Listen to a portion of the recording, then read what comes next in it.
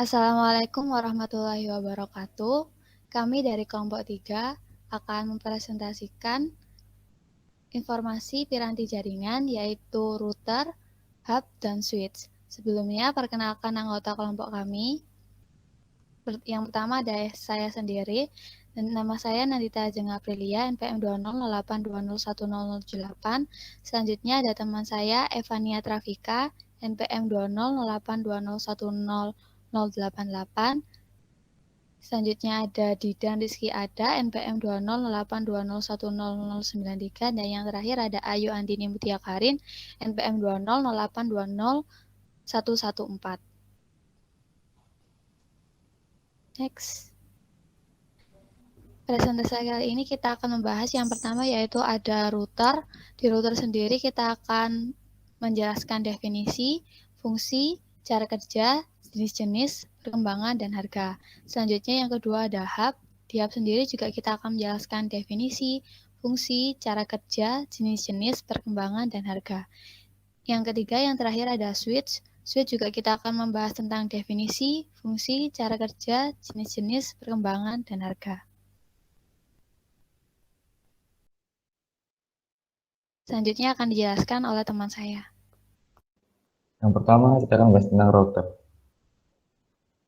Router adalah suatu hardware, jaringan komputer yang berfungsi untuk mengirimkan paket data melalui jaringan atau internet dari suatu perangkat komputer ke perangkatnya lainnya, di mana proses tersebut disebut dengan routing. Setiap router mempunyai fasilitas DHCP, Dynamic Host Configuration Protocol, yang sering disetting sedemikian rupa sehingga dapat membagi IP address. Selain itu, pada router juga terdapat NAT atau Network Address Translator, yaitu fasilitas yang memungkinkan suatu alamat IP atau koneksi internet dapat disaring ke alamat IP lain.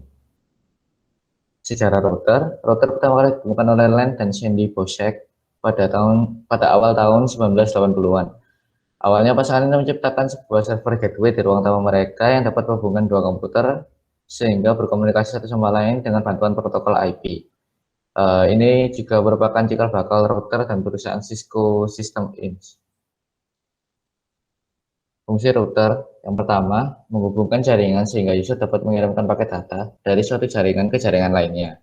Proses koneksi tersebut yaitu dengan mendistribusikan IP address kepada setiap komputer dalam jaringan, baik secara statis ataupun dengan DHCP. Yang kedua, mentransmisikan informasi atau data dari suatu jaringan menuju jaringan yang lain di mana sistem kerjanya mirip seperti bridge. Yang ketiga, menghubungkan suatu jaringan lokal dengan koneksi DSL atau Digital Subscriber Line yang lebih dikenal dengan DSL router. For your information, teknologi router saat ini sudah lebih canggih, di mana penggunanya tidak hanya dengan menggunakan sambungan kabelan, tapi juga dengan teknologi wireless. Dengan begitu, maka sebuah router dapat terhubung pada semua perangkat komputer, laptop, dan gadget lainnya yang berada masih dalam jangkauan router tersebut. Jenis-jenis router yang pertama adalah router statis. Router statis adalah router yang memiliki setting tabel routing manual. Router statis memiliki jalur yang jelas dan spesifik untuk meneruskan data dari sumber langsung menuju tujuannya. Dengan demikian, router statis memiliki tingkat keamanan yang lebih baik daripada router dinamis. Namun apabila terjadi perubahan topologi antar jaringan, router statis perlu melakukan konfigurasi ulang pada perangkat router yang digunakan. Router statis ditentukan oleh administrator jaringan sehingga administrator dapat mengontrol perilaku. Yang kedua adalah router dinamis. Router dinamis yaitu jenis router yang memiliki setting tabel routing otomatis oleh perangkat router itu sendiri dengan penyesuaian konfigurasi yang telah dibuat oleh administrator. Tidak seperti router statis, router ini tidak memiliki jalur yang spesifik untuk meneruskan paket data yang dikirim. Kelebihan dari router jenis dinamis adalah bila terjadi perubahan topologi antar jaringan, router akan membuat tabel router secara otomatis. Kelemahannya, perubahan otomatis dapat menyebabkan beban kerja router menjadi lebih berat dan secara keamanan lebih rentan dibandingkan router statis. Lalu ada router kabel, jenis router yang menggunakan kabel sebagai media transmisinya. Router ini digunakan oleh banyak skala enterprise karena memiliki tingkat keamanan yang lebih tinggi daripada router wireless. Yang kedua, router wireless, jenis router yang menggunakan gelombang radio sebagai media transmisinya. Jenis router ini biasanya digunakan untuk membangun jaringan hotspot karena kemudahan dalam instalasinya. Lalu ada jenis-jenis router berdasarkan bentuknya. Yang pertama, router aplikasi. Aplikasi yang diinstal pada sistem operasi akan memiliki kemampuan seperti router. Contoh router aplikasi seperti WinRoute, WinGate, SpyGate, WinProxy, dan lain-lain. Yang kedua ada router hardware. Router hardware atau perangkat keras yang memiliki kemampuan seperti router sehingga hardware tersebut dapat memancarkan atau berbagi IP address. Router hardware digunakan untuk membagi koneksi internet pada suatu wilayah atau ruang. Contoh dari router ini adalah access point. Wilayah yang dapat mendapat IP address dan koneksi internet disebut hotspot area. Yang ketiga ada router BC. Sistem operasi yang memiliki fasilitas untuk membagi dan men-sharing IP address. Jadi jika suatu perangkat jaringan PC yang terhubung ke komputer tersebut akan dapat menikmati IP address atau koneksi internet yang disebarkan oleh sistem operasi tersebut. Contoh sistem operasi yang digunakan sebagai Contoh sistem operasi yang dapat digunakan adalah semua sistem operasi berbasis client server, namanya Windows NT 4.0, Windows NT, Windows 2000 Server, Windows 2003 Server, MikroTik, berbasis Linux, dan lain-lain. Cara kerja router, menyaring proses data dan membagi jaringan menjadi beberapa subnet sehingga hanya proses yang ditunjukkan untuk IP address tertentu yang bisa berjalan dari satu segmen ke segmen lainnya. Setiap proses pengiriman data harus menggunakan IP address. Router bekerja pada lapisan fisikal, data link, dan network layer sehingga tidak dapat digunakan sembarangan. Perkembangan router, yang pertama generasi pertama teknologi penerus mengenal teknologi forwarding terpusat dan pertukaran bus. Yang kedua, generasi kedua teknologi penerus menggunakan teknologi fokus yang didistribusikan forwarding, modul antar muka, dan pertukaran bus. Generasi ketiga teknologi penerus menggunakan teknologi forwarding yang didistribusikan dan pertukaran bus. Nomor 4 teknologi generasi keempat router IC didistribusikan forwarding, pertukaran IC didistribusikan forwarding, dan pertukaran jaringan. Nomor 5 teknologi generasi penerus kelima, proses jaringan terdistribusi forwarding, pertukaran jaringan.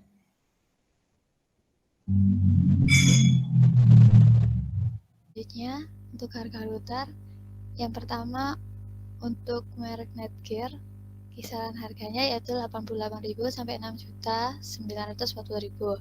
Untuk merek Huawei, kisaran harganya 825.000 sampai 1 juta. Untuk merek TP-Link, kisaran harganya 139.000 sampai 6.150.000. Yang selanjutnya ada merek D-Link, harganya sekitar 130.000 sampai 1.099.000.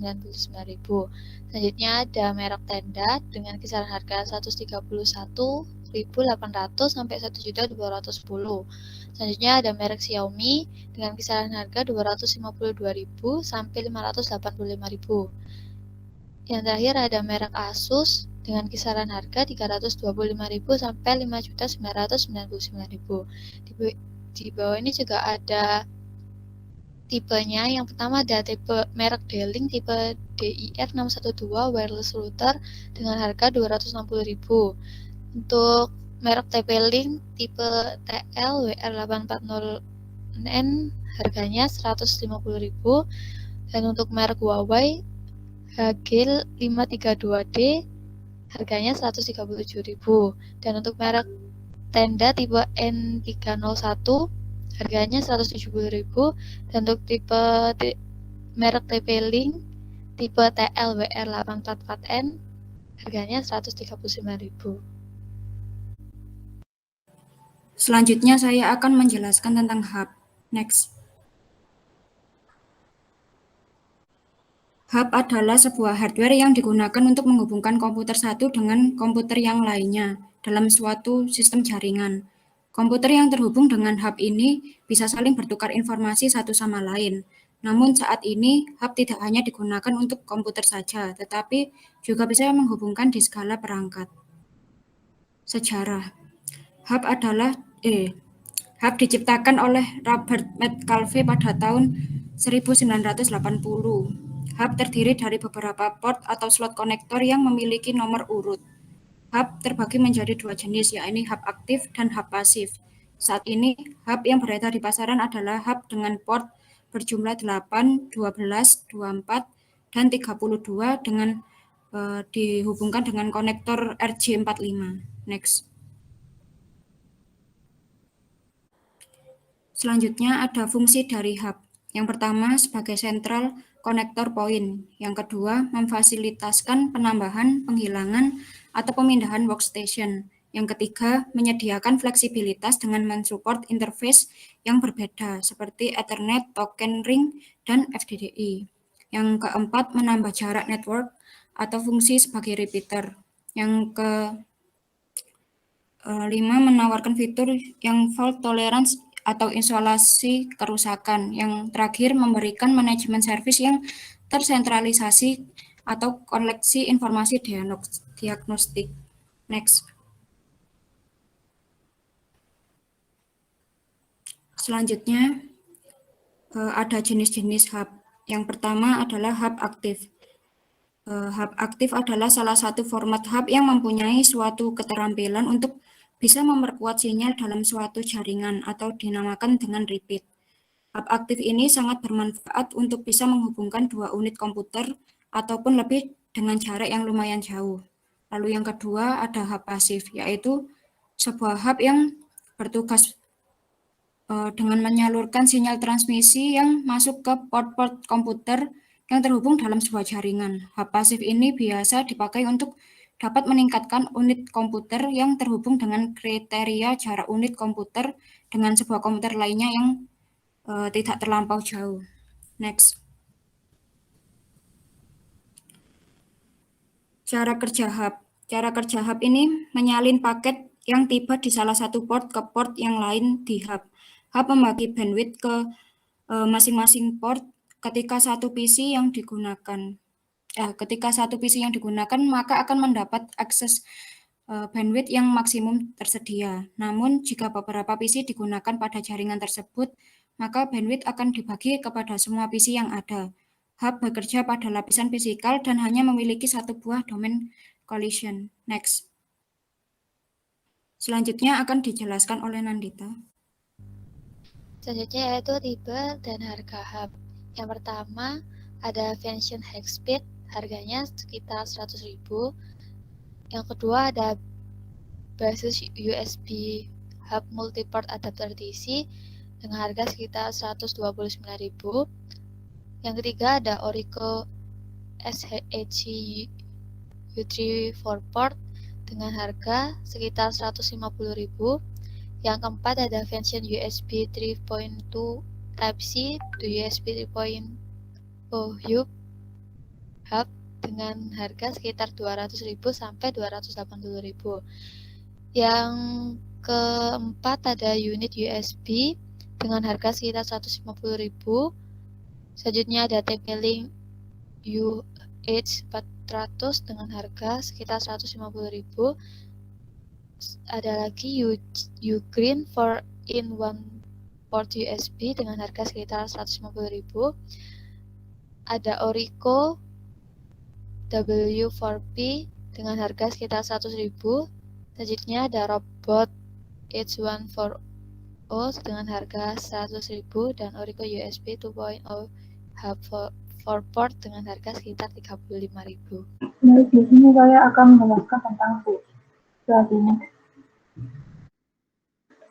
Ya, jadi definisi switch adalah sebuah perangkat keras yang terdapat pada jaringan komputer yang berfungsi sebagai alat penghubung antar komputer.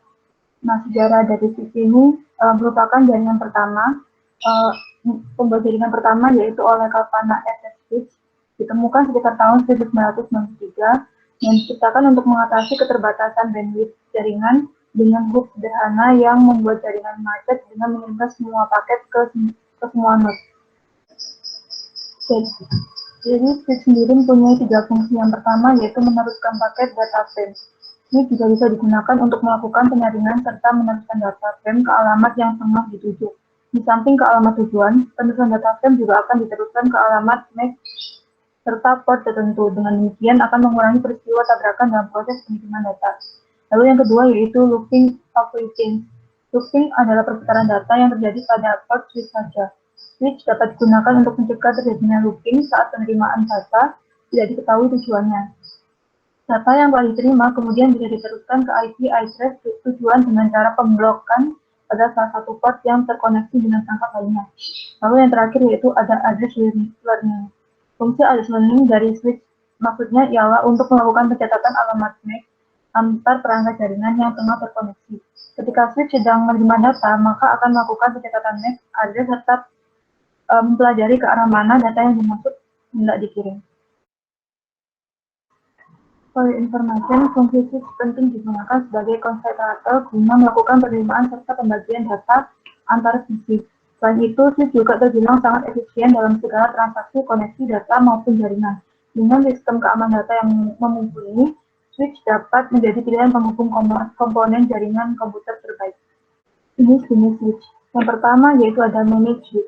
Managed switch mempunyai kelebihan adanya user interface dibandingkan jenis switch lainnya. Dengan kelebihan tersebut, maka dapat memudahkan penggunanya ketika mengkonfigurasi switch. Anda bisa melakukan beberapa metode konfigurasi seperti menggunakan konsol interface dan yang paling canggih melalui internet. Yang kedua yaitu ada unmanaged switch. Jenis switch satu ini termasuk dalam kategori yang paling murah di antara jenis lainnya di pasaran. Biasanya jenis ini juga sering dipakai di kantor atau di rumah dengan skala kecil. Unmanaged switch mempunyai fungsi utama sebagai pengelola aliran data antara printer dan beberapa komputer serta antar perangkat lainnya. Selain itu, jenis switch ini juga dapat dipakai secara langsung tanpa membutuhkan pengaturan yang rumit. Unmanaged switch memiliki kelebihan dari segi instalasinya yang mudah serta harganya yang relatif lebih murah. Lalu jenis yang ketiga yaitu ada smart switch. Jenis switch ini sudah mengalami modifikasi karakteristik yaitu berada di antara jenis unmanaged switch dan managed switch. Namun untuk smart switch ini pengatur dan konfigurasinya memanfaatkan teknologi berupa web-based. Jenis switch ini memiliki kelebihan berupa kemampuan pengaturan otomatis dan bisa diubah sesuai kebutuhan jaringan komputer. Lalu yang terakhir yaitu ada enterprise managed switch. Enterprise managed switch adalah switch yang dipakai oleh perusahaan besar sehingga membutuhkan jaringan sebagai pemonitor sekaligus mengkonfigurasi. Hal ini disebabkan konsep topologi jaringan yang lebih kompleks dibandingkan jenis lain. Selain itu, jenis switch ini juga berbeda dengan jenis switch lainnya dari segi jumlah pengelola dan kemampuan pendukung perangkat. Biasanya hanya sekitar 4-8 port khusus untuk perangkat Ethernet. Next. Lalu cara kerja switch. Jadi cara kerja switch yaitu menerima dan menganalisa seluruh isi paket sebelum meneruskan ke tujuan. Switch memeriksa satu persatu paket untuk mengetahui adanya kerusakan pada paket tersebut dan mencegah agar tidak mengganggu jaringan. Switch mengalokasikan bandwidth secara penuh untuk setiap portnya. Komputer pengguna akan selalu memiliki bandwidth secara penuh seberapapun komputer yang ada. Switch bekerja di lapisan data link dan setiap port dalam switch memiliki domain collision sendiri-sendiri. Switch melakukan transmisi secara dua arah yaitu full duplex. Selanjutnya yaitu harga switch. Yang pertama untuk merek D-Link dengan tipe DGS 108 port gigabit unmanaged desktop switch dengan harga sekitar 400.000. Untuk tipe yang kedua merek D-Link yaitu D-Link DES 1016D dengan 16 port unmanaged dengan harga sekitar 495.000. Yang tipe yang ketiga yaitu ada D-Link DES 1024D 24 port dengan harga sekitar 580.000.